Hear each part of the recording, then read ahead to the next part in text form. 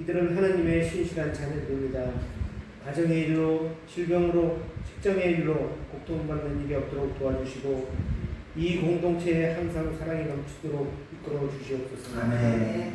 아울러 이웃들과 더불어 행복과 슬픔을 함께 나누는 진정한 그리스도인이 되도록 인도하여 주시옵소서. 아멘.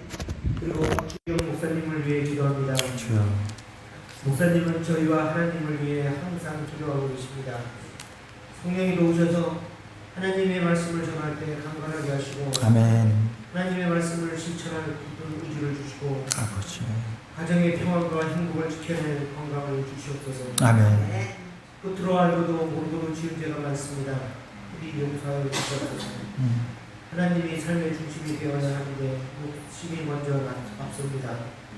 그럴 때마다 붙잡아 주시고 바른 길로 인도하여 주시옵소서. 아멘. 이 모든 말씀 예수님의 이름으로 기도드립니다.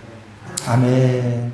하늘에 계신 우리 아버지여, 이름이 거룩히 여김을 받으시오며 나라의 마옵시며 뜻이 하늘에서 이룬 것 같이 땅에서도 이루어지이다. 오늘날 우리에게 일용할 양식을 주옵시고 우리가 우리에게 죄 지은 자를 사하여 준 것 같이 우리 죄를 사하여 주옵시고 우리를 시험에 들게 하지 마옵시고 다만 악에서 구하옵소서. 대개 나라와 권세와 영광이 아버지께 영원히 쌓옵나이다. 아멘.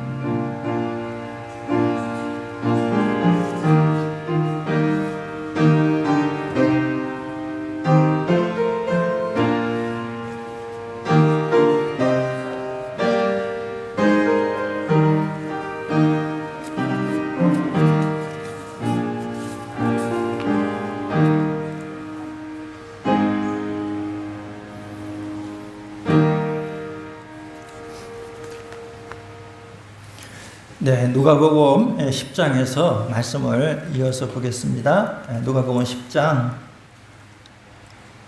25절부터 37절까지 말씀을 보겠습니다.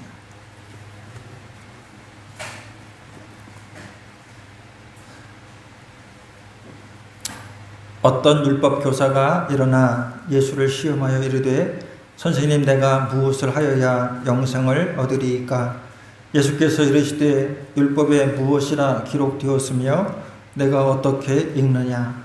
대답하여 이르되 내 마음을 다하며 목숨을 다하며 힘을 다하며 뜻을 다하여 주 너의 하나님을 사랑하고 또한 내 이웃을 내 자신같이 사랑하라 하였나이다.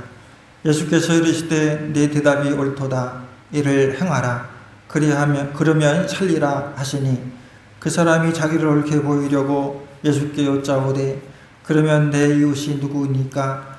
예수께서 대답하여 이르시되 어떤 사람은 예루살렘에서 여리고로 내려가다가 어떤 사람이 예루살렘에서 여리고로 내려가다가 강도를 만나매 강도들이 그 옷을 벗기고 때려 거의 죽은 것을 버리고 갔더라.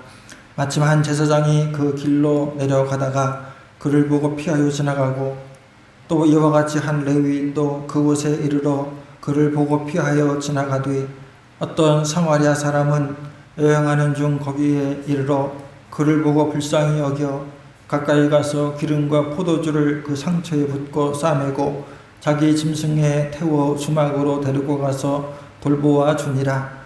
그 이튿날 그가 주막 주인에게 데나리온 2를 내어주며 이르되 이 사람을 돌보아 주라. 비용이 더 들면 내가 돌아올 때에 갚으리라 하였으니 네 생각에는 이 세 사람 중에 누가 강도 만난 자의 이웃이 되겠느냐? 이르되 자비를 베푼 자니이다.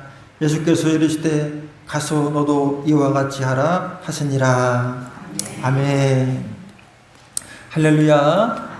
네, 이렇게 비가 오고 또 환경이 어려운 가운데에도 이렇게 함께 예배에 나와서 주님을 찬양하는 여러분 위에 하나님의 은총이 충만하시기를 주의 이름으로 축원을 합니다.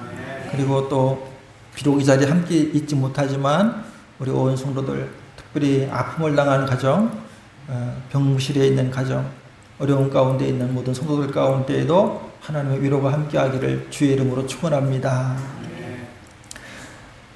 예수님의 일행이 예루살렘에서 이제 예루살렘으로 가던 중에 그 길 가운데 한 율법 교사가 예수님을 찾아와서 이렇게 물었습니다.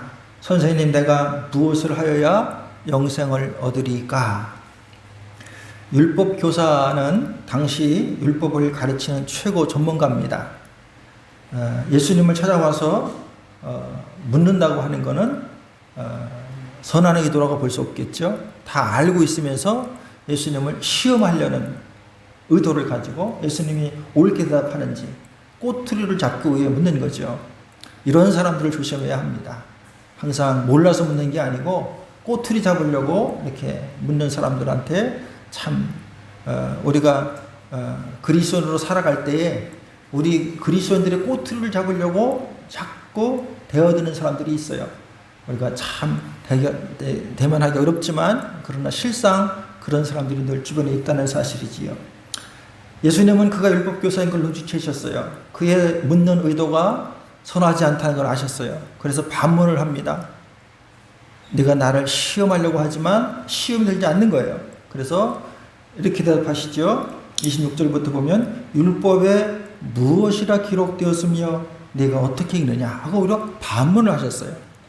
그랬더니 이 율법교사가 답을 말해버렸어요.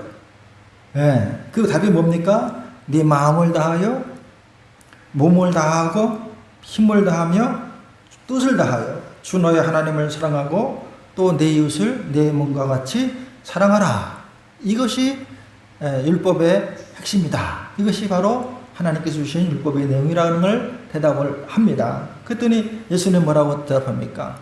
옳도다. 네 대답이 옳도다. 그리고선 이렇게 말합니다.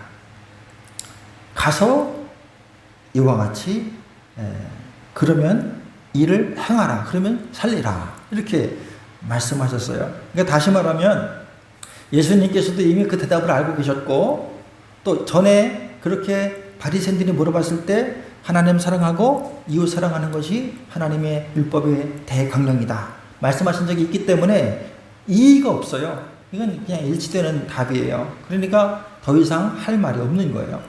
그리고 그 대신에 예수님 뭘 강조하셨는가 하면 그걸 아는 게 중요한 게 아니라 가서 행하라.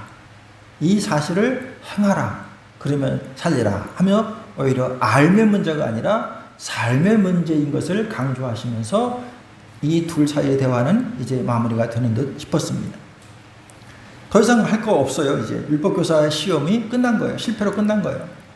근데 이 율법교사가 그냥 가기가 뭐 했는지 또 묻습니다. 28절에 보니까 예수께서 이제 29절에 보니까 그 사람이 자기를 옳게 보이려고 예수께 여짜오되 그러면 내 이웃이 누구이니까? 가서 행하라고 하니까 이웃사랑 가서 행하라고 하니까 묻습니다. 근데 옳게 보이려고 이런 말은 그 예수님의 대답을 기대한 거예요. 내 이웃이 누구입니까? 말했을 때 예수님의 대답을 듣고는 그건 내가 다 했습니다. 이렇게 말하려고 자기의 옳음이 드러나게 하려고 이렇게 물었던 거예요. 그러면 그가 기대했던 내용은 뭡니까? 내 이웃이 우리의 이웃이 누굽니까? 내 이웃이 누굽니까? 라고 물었을 때 예수님이 뭐라고 대답하길 기대했던 거예요. 경건한 하나님의 말씀을 잘 지키는 경건한 유대인들이 바로 내 이웃이다. 이렇게 우리끼리 우리 그런 사람들을 이웃으로 삼을 때 좋아하잖아요. 그렇게 기대했던 거죠. 그런 범주 안에 사람은 내가 할 거 다 했다. 이런 얘기를 하려고 하는 건데 가만히 생각해 보면 이 율법교사의 그 질문이 아주 큰 문제가 있죠. 여러분 깨달으셨죠? 내 이웃이 누구입니까? 라고 묻는 말 속에는 이웃이 아닌 자들이 있는 거예요. 그래서 뭔가 배타적인 물음을 묻는 것이지요. 그런데 성경에 이미 답이 있어요. 이웃이 누구인지엔 답이 있어요. 그 율법교사라면 이렇게 물을 일이 아니고 자기의 옳은 것을 드러내려고 이렇게 묻는 것은 잘못된 거예요. 왜냐하면 이미 그 사람은 하나님의 말씀보다는 자신들의 생각을 앞세우는 사람들이기 때문에. 그러면 성경이 뭐라고 이웃에 대하여 정의하고 있는지 봅시다. 레위기 19장 33절과 34절을 보겠습니다. 레위기 19장 33절 34절을 제가 읽어드리겠습니다.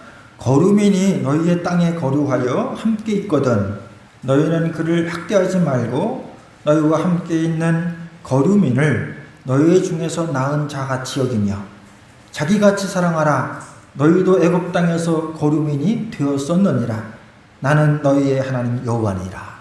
이렇게 말씀하셨어요. 이미 하나님께서 율법을 통해서 이웃이 누구인지에 대하여 정의를 내렸어요. 그 사람이 누구라고 정의했는가 하면 그 사람의 인종이나 신분이나 그 사람의 성별, 그 사람의 어떤 처지 이런 것 다 상관없어요. 그런 건 고려 대상이 아니에요. 누구요? 너희 중에 있는 사람. 그 사람이 누구이든지 상관없어요. 너희와 함께 있는 사람. 그 사람이 이웃이다.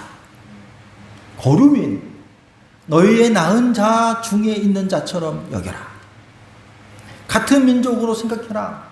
그러면서 이미 하나님의 말씀을 통해서 너희도 예전에 애굽 땅에서 거류민이었듯이 너희였듯이 너희 가운데 있는 사람이 누구든지 너희는 차별하지 말고 동등하게 대해줘라. 이것이 이웃에 대한 하나님의 명령인 거예요. 그러나 사람은 자꾸 자신과 남을 구별하고 차별화하려는 본능이 있습니다. 나는 너와 다르다는 거예요. 차별과 구별을 통해서 자신의 우월성을 드러내려고 하는 본능이 우리 가운데 있어요. 그래서 자기보다 못한 사람을 보면 구별 지으려고 그래요. 강남의 소위 값비싼 아파트의 사람들은 이웃의 임대 아파트가 들어오는 걸 굽고 만류합니다. 자기 동네에 임대 아파트가 들어오면 마치 망하는 것처럼 항의를 하고, 제가 평소 존경했던 국회의원도 이번에 큰 실망을 했어요. 자기 동네에 아파트가 들어오는 걸, 임대 아파트 들어오는 거를 못 참겠다는 듯이 막 반발하고 일어나는 걸 보면서 저는 그런 생각을 했어요. 이 사람들이 집값 문제 그리고 차별화 문제에 자유롭지 않구나. 심지어 어떤 사람들은 임대 아파트가 현실적으로 앞에 있음에도 불구하고 그 사람들과의 교류를 금하기 위해서 아이들한테 임대 아파트에 사는 아이들과 사귀지 말라고 말하거나, 심지어는 그 아이들이 자기 아파트를 통과해서 학교에 가는 걸 막기 위해 자기 아파트 통로에다가 담을 쌓았다는 거예요. 어떻게 21세기 같은 민족인 우리 민족이 어떻게 이렇게 차별화가 되었나? 아무리 돈이 좋아도 그렇지, 아무리 신분 상승이 좋아도 그렇지, 어떻게 이렇게 행동할 수가 있나? 분노하고, 저는 그 아파트에 사는 많은 그리스도들이 있을 거. 강남에는요, 교회가 더 번성했어요. 네, 퍼센트가 더 높아요. 아마 그 아파트에 사는 많은 그리스도들이 있었어요. 왜 가만히 있는지 모르겠어요. 당장 그거 허물어야죠. 사람은 본능적으로 나와 너는 다르다고 하는 이런 자기를 다른 사람과 차별시켜 우월성을 드러내려고 하는 본능이 있는데, 이 본능을 없애는 게 정치고 이 본능을 잘 안 치는 게 종교예요. 이 기독교 신앙이에요. 여러분, 특정 집단을 넘어 인종적, 민족적 우월성을 드러내기 위해 한 민족이 다른 민족을 학살하기도 합니다. 과거 히틀러가 아리안 민족의 우월성을 드러내기 위해 열등하다고 판명한 유대인들을 잡아 죽이는 걸 정당화했어요. 지금 미국에서 일어나고 있는 흑인 차별 문제도 마찬가지입니다.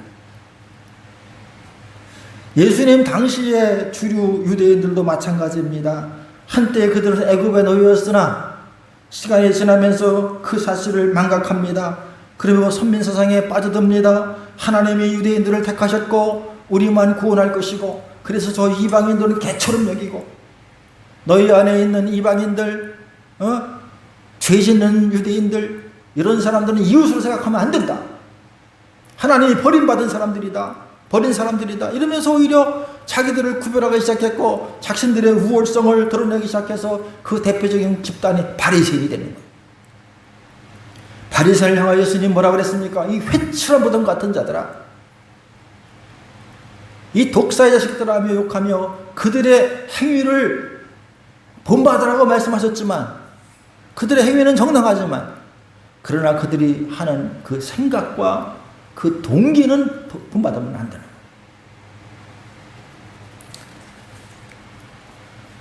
예수님을 향하여 내 이웃이 누구입니까? 라고 있는 이 질문은 이게 옳지 않은, 예수님 볼 때는 화를 일으키는 질문이었던 거예요. 그래서 예수님께서 이 율법교사의 잘못된 생각을 바꿔주시려고 한 가지 비유를 말씀하십니다. 30절부터 보면 이렇게 말씀하세요. 예수께서 대답하여 이르시되 어떤 사람이 예루살렘에서 여리고로 내려가다가 강도를 만나매 강도들이 그 옷을 벗기고 때려 거의 죽은 것을 버리고 갔더라. 마침 한 제사장이 그 길로 내려가다가 그를 보고 피하여 지나가고 또 이와 같이 한 레위인도 그곳에 이르러 그를 보고 피하여 지나가되. 예수님 비유 가운데 어떤 사람이 지나가는데 그 사람이 그 예루살렘에서부터 여리고라고 하는 동네까지 가는 길이 매우 험한데 그 길을 가다가, 여기 이제 내려가다가 표현했는데 그 말은 예루살렘은 해발 750m고 여리고는 해발 250m예요. 그 500m가 차이가 나요. 그 500m의 길을 약 한 25km 정도 이렇게 거리를 두고 내려가는 거예요. 그러니까 이게 예수님은 그 당시 사람들은 그 길을 잘 아니까 비유 가운데 그런 표현을 쓰신 거죠. 예루살렘에서부터 여리고로 내려가는데 그 길이 매우 험하고 강도 출현이 있어서 위험한 길인 거예요. 그런데 그 어떤 사람이 거기서 강도를 맞아서 이제 거반 모든 걸 빼앗기고 그냥 물건만 빼앗으면 좋은데 그렇지 않고 저항을 했는지 어쩐지 모르지만 두들겨 맞고 거의 죽은 채 거기 버려졌던 거예요. 이 사람은 누군가의 도움이 없으면 살아날 가망성이 없게 되었습니다. 그때 마침 한 제사장이 그 길을 지나가다가 그를 발견했는데 그냥 피하여 지나갔다는 거예요. 제사장이 누굽니까? 그 시대 최고의 종교 지도자죠. 누구보다도 하나님 말씀대로 살라고 가르치는 자죠. 그런데 보고 피해 갔고 뒤이어서 레위인이 그곳을 지나가게 되었는데 그도 역시 피하여 지나갔다는 거예요. 레위인은 하나님의 일을 하기 위해 특별히 선택받은 민족 족속 지파고, 그리고 그들은 성전에서 주의를 하면서 주의 말씀을 가르치는 역할을 하고 제사장도 그 레위 지파 가운데서 나와요. 그러니 신앙적으로 모범을 보여야 할 사람들이 아닙니까? 근데 예수님이 이 두 그룹을 예로 들면서 그 두 사람들이 그냥 지나갔다는 거예요. 설명을 예수님은 안 하셨죠. 우리는 아마 이렇게 생각해 볼 수 있어요. 추측해 볼 수 있어요. 이 사람들 왜 그냥 지나갔을까? 성경에 보면 율법에 이런 구절이 있어요. 죽은 자를 만지는 자는 7일 동안 부정하다. 그러면 7일 동안은 아무것도 일을 하면 안 돼요. 자기의 직무를 할 수가 없어요. 근데 이 제사장은 뭐 하는 사람인가 하면, 제사를 대신하여 이제 대신 치러주는 사람이죠. 근데 이 사람이 만일에 7일 동안 부정하게 되면 이 강도 만난 사람이 죽었는지 살았는지 모르니까 잘못 만졌다가 혹시나 죽었거나 아니면 살았어도 데리고 가다가 중간에 죽어버리면 자기가 부정하게 돼서 자기가 해야 할 사명을 이 7일 동안 못하는 거예요. 그렇게 이제 핑계를 댈 수가 있는데 아니요. 핑계 댈 수가 없어요. 왜 그런가 하면 오늘 본문에 보면 31절에 보세요. 마침 한 제사장이 그 길로 뭐 하다가 내려가다가 이미 직무가 끝났어요. 제사장은 어디서 드려요? 예루살렘에서 드려요. 제사 성전이 거기 있으니까. 그 제사장은 예루살렘에서 어디로 가는 거예요? 여리고로 가는 거예요. 여리고에는 제사 드릴 일이 없어요. 적어도 이 사람은 직무 때문에 피한 건 아니에요. 레위인도 똑같아요. 레위인도 주의 성전에서 일을 하니까 만지면 7일 동안 부정하니까. 근데 레위인도 이와 마찬가지예요. 이 두 사람 다 내려가는 길이에요. 이제 가서 쉬기만 하면 되는 거예요. 그럼 왜 이 사람들은 피해 갔습니까? 간단해요. 첫째는 불쌍히 여기는 마음이 없는 거죠. 둘째는 자기도 무서운 거예요. 저 사람 데리고 가다가 괜히 나까지 괜히 얽히게 되고, 셋째는 강도를 또 나도 만날 수도 있을 뿐만 아니라 이 사람을 돌보기 위해서 얼마나 많은 시간과 경제적인 손해, 자기의 에너지, 이 한 사람을 돌보기 위해 필요한 모든 것들이 부담스러운 거예요. 이 사람은 직무 때문에 못한 게 아니라 설사 직무라도 하나님의 가장 어떤 데는 명령은 제사를 집리하는 게 아니고 죽어가는 생명을 살리는 거 아니에요. 네 이웃을 내 몸과 같이 사랑하라 그랬으니 살리는 게 우선이죠. 저 설사 직무라 할지라도 용납이 안 되는데 직무가 끝난 사람에게는 더 용납 안 되는 거예요. 그냥 사랑이 없다는 뜻이에요. 예수님은 일부러 이 두 사람을 예로 든 거예요. 율법교사 들으라고 하는 얘기죠. 그런데 세 번째로 어떤 사람이 지나갑니까? 사마리아 사람이 지나갑니다. 33절에 보시면 어떤 사마리아 사람은 여행하는 중 거기 이르러 그를 보고 불쌍히 여겨 가까이 가서 기름과 포도주를 그 상추에 붓고 싸매고 자기 짐승에 태워 주막으로 데리고 가서 돌보아 주니라. 예수님이 이 사람 얘기를 할 때는 아주 자세하게 얘기를 해요. 이 사람이 사마리아 사람이래요. 여러분 다 아시지만 사마리아 사람은 북이스라엘의 수도가 사마리아인데 이미 아수르한테 북이스라엘을 망하면서 아수르 민족과 혼혈이 돼서 이스라엘 사람들 가운데는 이미 혼혈 민족으로 찍힌 사람들이에요. 그래서 이 사람들하고는 상종도 안 해요. 그리고 예루살렘 성전을 재건할 때 사마리아 사람들이 방해를 놓는 바람에 그때부터 원수가 됐어요.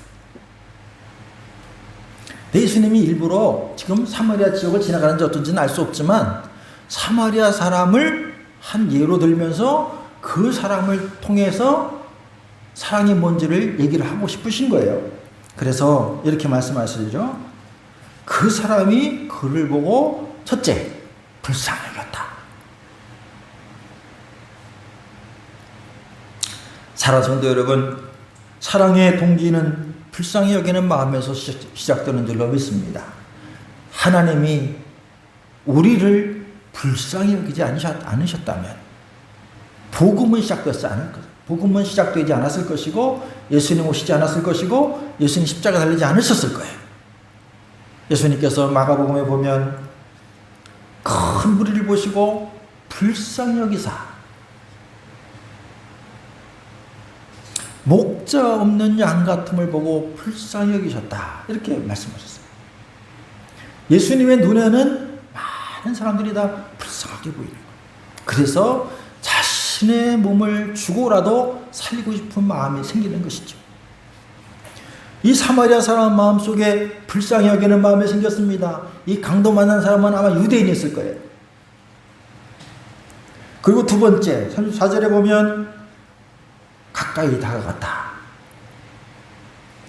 가까이 갔다는 거예요. 불쌍히 여기는 마음이 생겼기 때문에 발걸음도 옮겨지는 거죠. 그에게로 다가가는 거예요. 죽었는지 살았는지 살펴보는 거죠. 사랑하는 성도 여러분, 어려움을 당한 사람에게 가장 필요한 것은 먼저 우리가 그에게로 다가가는 것인 줄로 믿습니다. 그래서 살았거든요. 본인이 살았어요. 그래서 자기의 짐 가운데 짐을 풀어서 뭘 했습니까? 기름과 포도주를 그 상추에 붓고, 자기의 물질을 아끼지 않고 기름과 포도주, 기름은요 상처가 덧나지 않게 하는 것이고 포도주는 소독하는 거예요. 아마 포도주를 먼저 발랐겠죠. 그리고 소독을 하고 그러고 나서 기름을 발라서 덧나지 않게, 아프지 않게 그렇게 약을 발라주고는 그냥 내버린 게 아니라 싸맸어요. 싸매고 뭐가 있었을까요? 추측컨대는 아마 자기 옷을 찢지 않았을까. 자기가 입고 있는 옷을 찢어서 붕대를 만들어서 그 상처를 싸매줬다. 그리고는 그것으로 끝나지 않습니다. 끝까지 돌봐주기 위해서 그를 자기의 나귀에 태워서, 짐승에 태워서 주막까지 데리고 가서 거기서 돌봐줬다는 거예요. 심지어는 그 이튿날에는 주인에게, 주막 주인에게 데나리온 2를 주면서 나는 내가 꼭 볼 일이 있어 가야 하니 내가 돌아오는 길에 이 사람을 치료해 주면 그 비용이 더 든 것에 대하여는 내가 갚아주겠다. 이런 얘기까지 35절에 하고 있어요. 이 데나리온은요, 한 데나리온은 그 사람의 노동자의 하루 품삯에 해당한다고 그래요. 그 폴리비우스라는 그 역사가에 의하면 당시 여관비는 12분의 1이 1데나리온이었다. 이렇게 역사가들의 평가는 정확하게 사람마다 좀 다르긴 하지만, 그러면 2데나리온이면 24일 있을 수 있는 그 아주 장기간, 보름 이상, 20일 이상 이렇게 그 주막에서 치료할 수 있는 비용이에요. 충분히 줬다는 뜻이에요. 그리고 혹시라도 모자라면 내가 더 주겠다. 이렇게까지 약속을 하고 떠났다는 겁니다. 이 사람은 위험을 무릅썼어요. 자기와 강도 만날 수 있는데 이 사람 데리고 가다가 잘못하면 속도가 느려지잖아요. 아픈 사람 데리고 가면 속도가 느리잖아요. 그러면 강도 만날 위험이 더 커지잖아요. 강도 만나도 도망갈 시간을 뺏기잖아요. 위험을 무릅쓰고 자기의 물질을 드리고 자기의 시간을 드리고 정성을 드리고 자기의 모든 에너지를 다 돌려서 그 사람을 돌봐줬는데 이유는 간단해요. 한 가지. 뭐예요? 그를 불쌍히 여겼다. 저 강도 만난 사람을 불쌍히 여겼다는 거예요. 여러분, 예수님께서 이 비유를 하신 후에 율법교사에게 묻습니다. 네 생각에는, 36절부터 보시면 네 생각에는 이 세 사람 중에 누가 강도 만난 자의 이웃이 되겠느냐? 그랬더니 이 율법교사가 우물쭈물하다가 자비를 베푼 자니이다. 이렇게 말합니다. 사마리아 사람이라는 말은 입에 담기 싫은 거죠. 그죠? 사마리아 사람이라고 그렇게 강조해서 말씀했으면 사마리아 사람입니다 이러면 되지. 사마리아 사람이 입에 내기 싫은 거예요, 이 사람. 그러니까 뭐라고 말해요? 자비를 베푼 자입니다. 이렇게 돌려서 얘기하죠. 근데 여기서 주목할 것은 예수님의 질문이 달라졌다는 거예요. 율법교사의 질문과 예수님의 질문이 다르다는 거예요. 율법교사는 뭐라고 질문했는가 하면 누가 내 이웃입니까? 내 이웃이 누구이니까? 이렇게 물었어요. 중심이 자기한테 있어요. 그리고 나를 중심으로 해서 누가 내 이웃이냐는 거예요. 예수님은 바리새인은 그렇게 질문을 그렇게 하는 거예요. 삶의 모습이 그런 거예요. 자기가 중심에 있고 그리고 자기 주변에 이웃이 누가 있는지를 보는 거예요. 항상 관심은 거기 있어요. 근데 예수님은 관심이 달라졌어요. 뭐라고 말씀하세요? 이렇게 말해요. 누가 강도 만난 자의 이웃이 되겠느냐. 중심이 어디 있어요? 강도 만난 사람이에요. 강도 만난 사람 주위에 많은 사람들이 있는데 그 중에 나도 있는 거예요. 그래, 중심이 나보다 약하고 어려운 사람, 그 사람 가운데 내가 이웃이 될 수 있느냐 하는 거예요. 이게 예수님의 질문이 달라졌다는 거예요. 예수님께서 말씀하시고자 하는 내용은 이거예요. 사랑하는 성도 여러분, 이 사마리아 사람을 칭찬하기 위해서 이런 말씀하는 게 아니에요. 이건 하나 예로 든 것 뿐이잖아요. 오히려 유대인들을 책망하기 위해 하신 말씀이에요. 이 율법교사의 잘못한 생각을 교정하기 위해 하신 말씀이에요. 그래, 네가 중심에 있고 네 주변의 이웃이 누구인지를 판단하고 구별하고 그들을 차별하는 그것이 너의 사명이 아니고 내가 누군가의 이웃이 되어주는 것이 중요한 거 아니냐. 그 사람의 종교가 뭐든, 그 사람의 어떤 신분이 뭐든, 종족이 뭐든, 인종이 뭐든, 성별이 뭐든, 부자든 가난한 사람이든 상관없이 누군가에게 자비를 베풀어 내가 이웃이 되는 게 중요하지 않겠냐. 그래서 예수님의 질문은 누가 이 강도 많은 사람의 이웃이 되겠냐, 이렇게 물으시는 거예요. 사랑하는 성도 여러분, 그러면서 그 사람한테 가서 너도 이와 같이 하라, 이렇게 명령하시죠. 우리 사회, 우리가 사는 시대를 우리가 가만히 되돌이켜 보면 우리가 사모병에 걸려 있다고 말합니다. 이 시대가. 하나는 뭡니까? 무관심해요. 다른 사람이 어떻게 되든 나만 잘 되면 돼요. 무반응. 다른 사람의 고통에 대해서 반응하지 않아요. 무의식. 그건 의도적인 건 아니지만 관심이 없어요. 무책임. 예, 자기 책임이 아니라는 거예요. 그건 정부에서 알아서 할 일이고 누군가 알아서 할 일이고 나와 상관없다는 거예요. 그래서 이 사무가 우리나라 사람들의 지금 현대 사회를 살아가는 사람들의 특징이라는 거예요. 이 시대를 살아가는 우리 그리스도인들에게, 오늘 율법교사와 같은 마음으로 살아가는 우리들에게 예수님께서 이 사마리아 사람의 비유를 통해서 누가 강도 만난 사람의 이웃이 되겠느냐 말씀하시면서 오늘 우리를 책망하시고 우리를 바로 세우신 줄로 믿습니다. 야고보는 뭐라고 그랬습니까? 이렇게 말했어요. 만일 형제나 자매가 헐벗고 일용할 양식이 없는데 너희 중에 누구든지 그에게 이르되 평안히 가라, 덥게 하라, 배부르게 하라, 그러면 그 몸에 쓸 것을 주지 않으면서 그런 말을 하면 무슨 유익이 있으리요. 이와 같이 행함이 없는 믿음은 그 자체가 죽은 것이다, 이렇게 말씀하셨어요. 행위를, 선한 행위가 따르지 않는, 열매가 따르지 않는 신앙, 그것은 위선입니다. 말로만 사랑은 사랑이 아닙니다. 그건 율법교사나 그 당시 바리새인이나 그렇다면 바리새인을 책망할 이유가 뭐 있고 이 율법교사를 책망할 이유가 뭐 있겠습니까? 사랑하는 성도 여러분, 예수님은 분명히 말씀하셨어요. 천국의 비유를 통해서 누구든지 지극히 작은 자 한 사람에게 한 것이 곧 나에게 할 것이다, 이렇게 말씀하시면서 천국 비유를 말씀하신 것을 기억해야 합니다. 이제 말씀을 정리합니다. 사랑하는 성도 여러분, 우리는 그동안 누가 내 이웃인가 이렇게 생각하며 살았습니다. 그러나 예수님 이제 바꿔주십니다.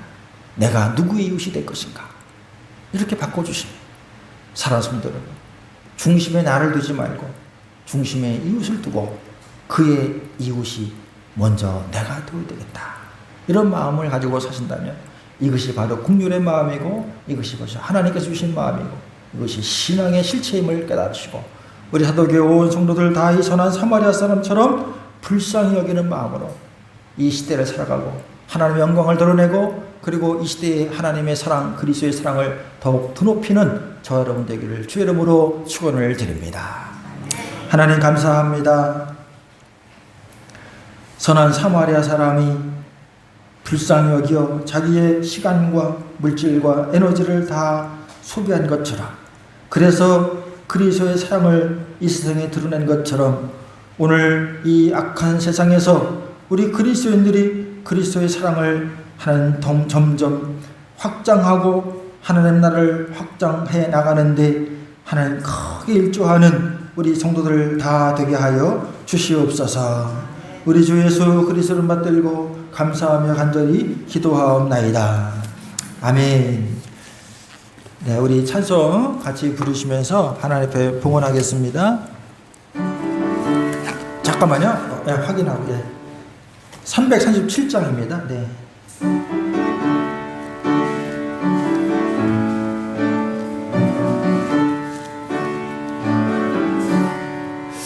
내 모든 시험 무거운 짐을 주 예수 앞에 아뢰이며 근심에 쌓인 날 돌아보사 내 근심 모두 맡으시네.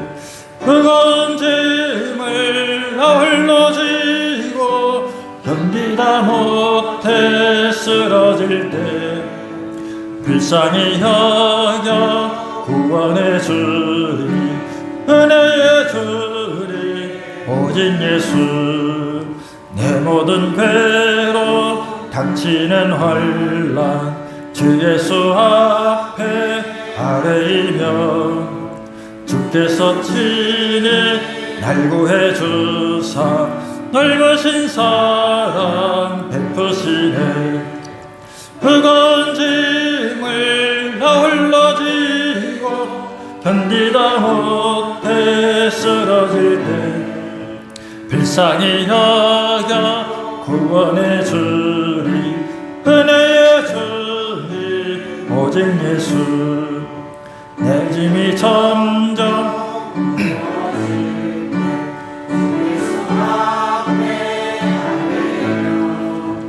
주께서 날 구해 주사 내 대신 짐을 져주시네 무거운 짐을 나 홀로 지고 견디다 못해 쓰러질 때 불쌍히 여겨 구원해 주리 은혜의 주님 오직 예수 마음에 시험 무서운 죄를 주 예수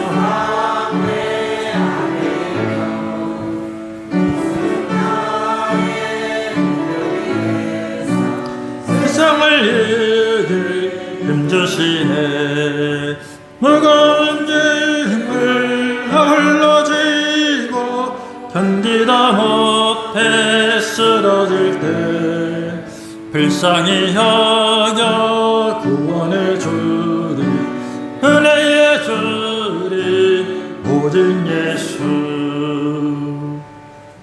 하나님 감사합니다. 우리의 마음을 다하고 힘을 다하고 정성을 다하고 몸을 들여 또 물질을 들여 하나님을 영원롭게 하고 예배합니다. 주님 우리의 몸과 마음과 정성을 연락하여 주시고 기쁘게 삼아 주옵소서.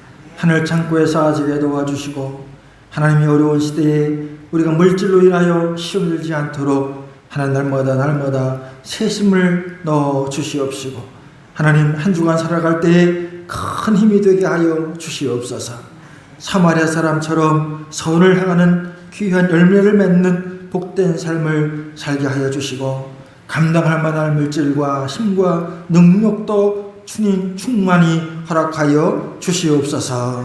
한 주간 살아갈 때에 우리 몸과 마음과 정성뿐 아니라 우리의 삶의 기업과 가정과 자녀까지 주님 책임져 주시고 안전하게 도와주시고 하나님 어려움을 당한 가정 가운데 큰 위로를 허락하여 주시옵소서. 예수님의 이름 받들고 감사하며 기도하옵나이다. 아멘. 우리 옆 사람과 함께 인사하겠습니다. 반갑습니다.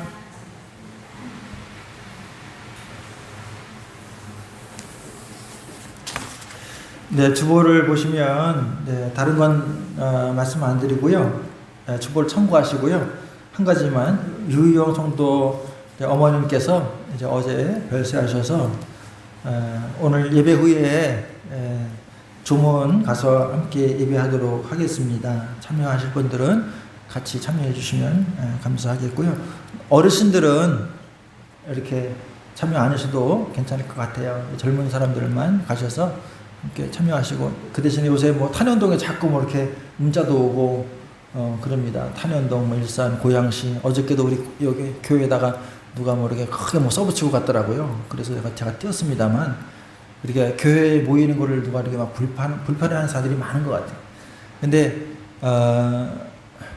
우리가 조심해야 할 것은 조심하고 우리가 최선을 다해서 지켜야 할 것은 지키고 우리가 사회적인 책임은 다 해야 될 줄로 알고 우리가 마스크 꼭 쓰시고 교회 오시고 또 갈 때 오고 갈 때 마스크 꼭 착용하셔서 사회적 지탄이 되지 않도록 붙잡아 주시고 조심해 주시고 또 지나치게 교회가 공격받는 것에 대해서 저도 마음이 불편합니다. 왜냐하면 언론이 일부러 교회를 더 키우는 것 같아요.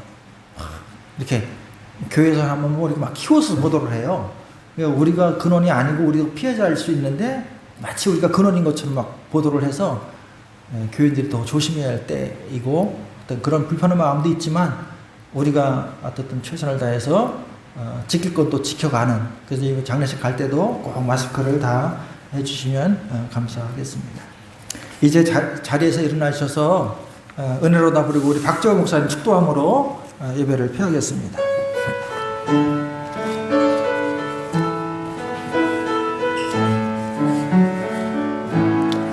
찾작됐네 우리 주님의 능력이 나의 삶을 다스리고 새롭게 하네, 자유하네. 죄와 사망으로부터 나의 삶은 변하구나, 충만하네. 은혜로다 주의 은혜 한량없는 주의 은혜 은혜로다 주의 은혜 변함없는 신실하신 주의 은혜 은혜로다 주의 은혜 한량없는 주의 은혜 은혜로다 주의 은혜 변함없는 신실하신 주의 은혜. 저희 집사람이 광고를 제가 미리 안 했습니다만 이제 그 자궁에 암이 생겨서 수술을 했습니다. 그래서 지난주에 수술을 하고 이제 오늘 교회 왔는데 미리 여러분 걱정하실까봐 제가 이제 광고는 안 했어요. 그리고 그냥 집사람 아는 그 카톡 그룹에만 그냥 기도 부탁을 했어요. 그래서 수술을 잘 마쳤고요. 건강하게 교회 오게 돼서 너무 기쁘고 기도해 주신 여러분께 감사드리고 온전히 회복되도록 여러분 기도해 주시면 감사하겠습니다.